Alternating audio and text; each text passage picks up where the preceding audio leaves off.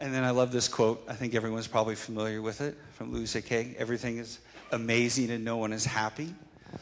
And this is about, seriously, when you think about the last 12 years, and even the last 5 years where every year was going to be the year of mobile.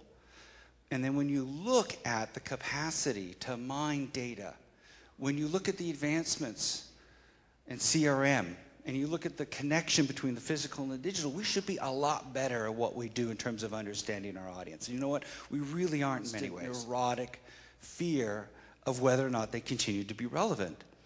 And looking at different sources and different inputs and trying to understand what it is about their product and the way that they speak about their brand and the way that they market, whether or not it makes them relevant anymore. And the fear of losing touch with their core market and their inability to grow inside strong secondary markets, Latino markets, so on and so forth.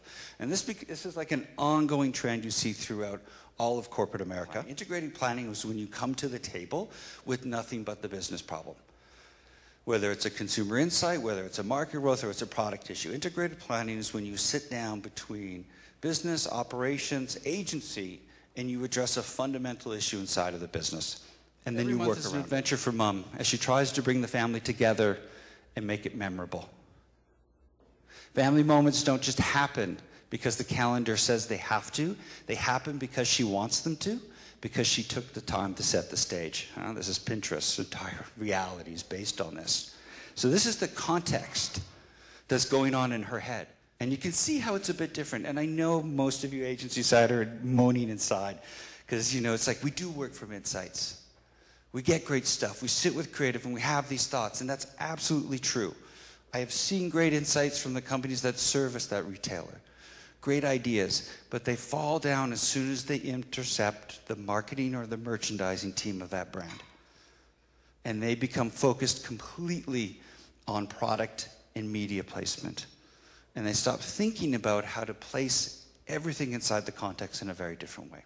And then when you think about the purposeful distribution of content, you're thinking about it strategically. You're thinking multi-format, multiple standards, and then you're thinking about how in each bubble of that ecosystem, it has an intent, a very single intent. Attract and reach and make connections on their mindset, because you've written and created content that absolutely resonate and gets. But they actually know. It's amazing the training and the thought they put into it, because that is their core value inside their category, is to worry about you as a person and to meditate on your emotional state, your emotional cues, your body language, how you telegraph, to anticipate through the relationship that you've developed to make the product experience for you as great as possible, and to allow everyone down to like the chambermaid or valet in that organization to be that empowered to take on the customer experience. And that's what really got me focused on this type of thinking. How can you be that consumer-centric and driven when you think about your marketing practice?